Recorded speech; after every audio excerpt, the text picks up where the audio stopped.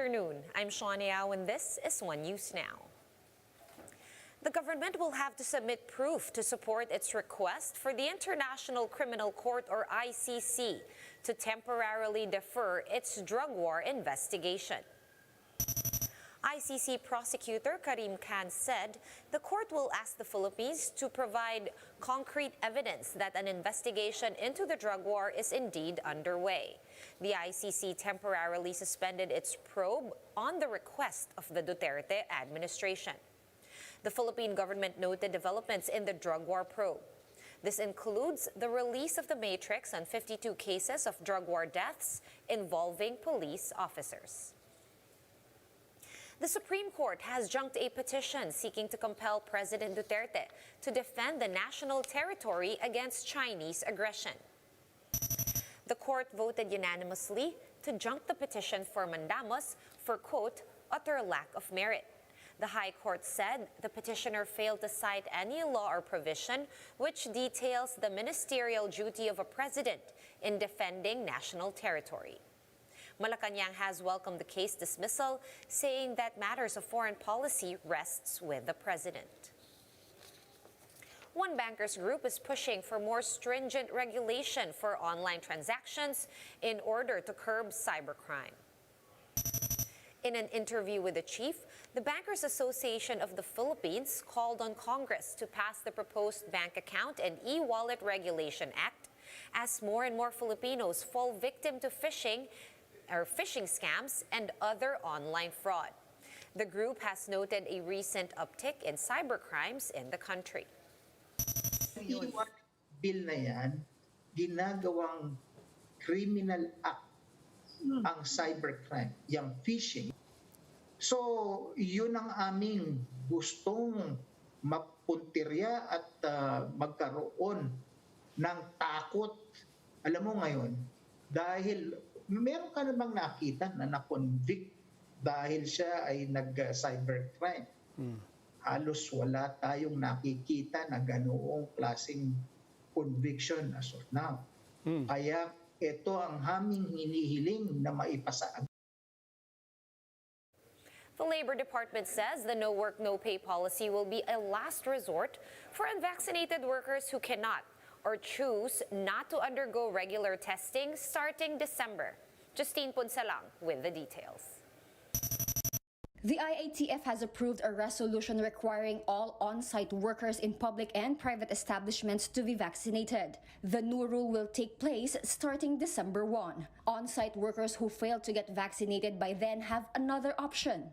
Those who do not want to be vaccinated but have to report on-site, you can report, but you have to be tested with the RT-PCR. Yun yung unang lumabas po, no? In 148B. And it will be at the worker's own expense. Antigen tests are also allowed for those who cannot afford regular testing. If an unvaccinated employee refuses to get tested altogether, work-from-home setups are encouraged. They may also use their leave credits. The no work, no pay policy is treated as the last resort.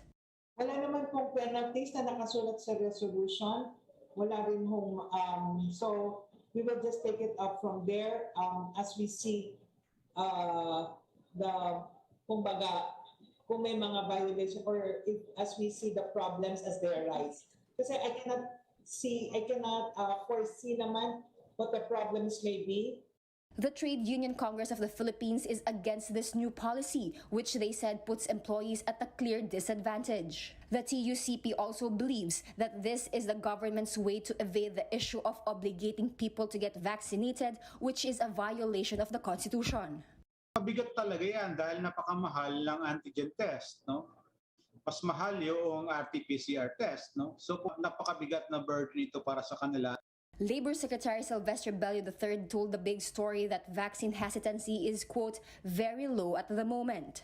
Bello clarified that the resolution will only be implemented in areas where there's ample amount of vaccines. The Secretary also reminded employers that they cannot fire unvaccinated employees.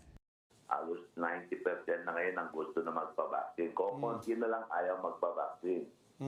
That is why the IATF came up with a resolution mandating na lahat dapat ng mga on-site workers ay magpabaksin na. For News 5, Justine Punsalang. We are One News. We'll be back with more stories after this quick break.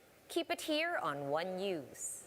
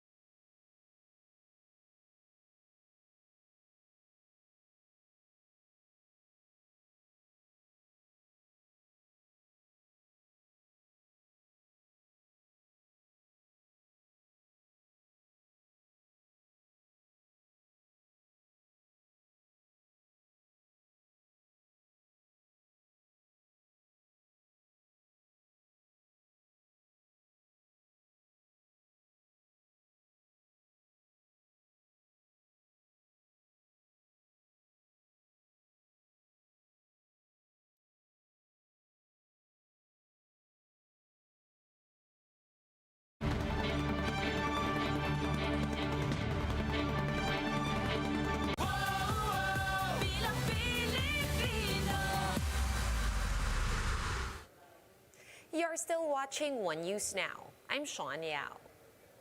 Former Senator and presidential aspirant Bongbong Marcos has joined other candidates who have undergone drug testing. This is to prove that they are not the cocaine user that President Duterte has been alluding to in the past week. Dale De Vera with that story. During a site visit of General Santos City's airport and seaport, President Duterte once again went off script. He reiterated his claims that the presidential aspirant uses cocaine. Bakit hindi natin hinuli? Bakit hindi mo hinuli, Presidente? Hindi mo alam ang mga mayaman.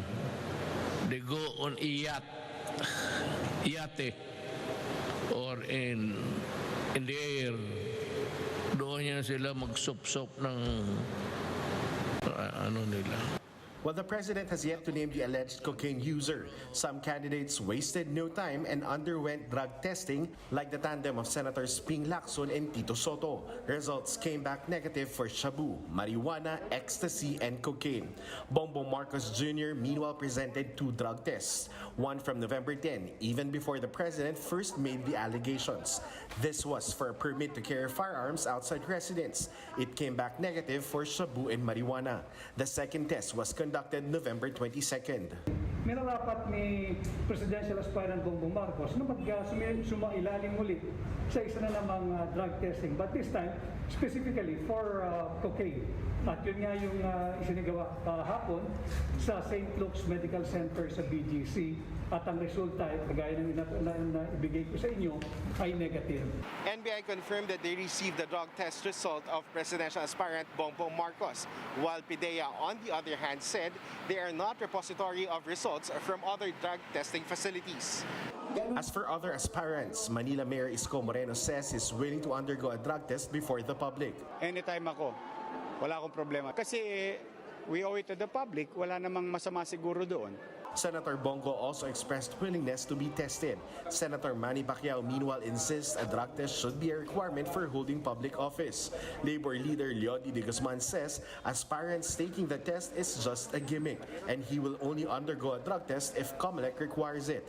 But he still urges government to investigate the alleged drug user. For News 5, Dale De Vera, we are One News. Here are more election-related stories we're watching today.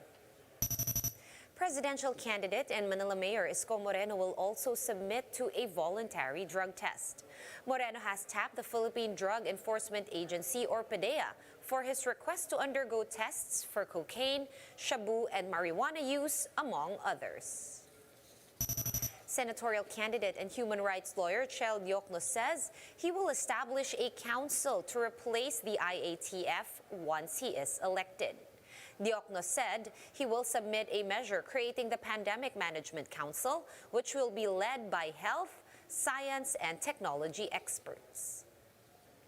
Let's now take a quick look at today's other top stories. Some 700,000 doses of AstraZeneca vaccines donated by Australia have arrived in the Philippines earlier today. Authorities said a majority of these shots will be used for the National Vaccination Days, which is happening from November 29 to December 1. The country is expecting a total of 2.2 million donated vaccine doses from Australia by the end of 2022. Senator Risa Ontiveros reveals that the Dargani siblings paid over 1.8 million pesos for a private jet that was supposed to take them to Malaysia amid implications in the Farmally scandal. Farmally executives Mohit and Twinkle Dargani were already aboard the private plane at the Davao International Airport when Senate personnel arrested them last week. Film pop star Olivia Rodrigo dominated the 2022 Grammy nominations with nods in all 4 of the main categories. These are Album of the Year, Record and Song of the Year for hit Driver's License, as well as Best New Artist. She faces fellow Film artist Her and 8 other nominees in the Best Album Award. For more updates, visit News 5, The Philippine Star, and Business World online. Visit our website, onenews.ph, for more in-depth analysis. You can also catch One News on the Signal Play app. Register for a free account at www.signalplay.com and stream One News live anytime, anywhere. Masks on, wash hands, and stay safe, Philippines. I am Sean Yao. We are One News.